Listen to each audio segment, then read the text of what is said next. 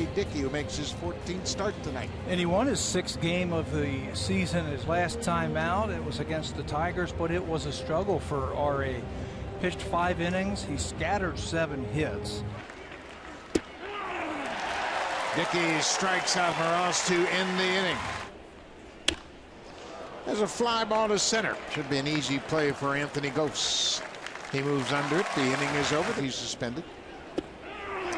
Josh Willingham caught looking at strike 3.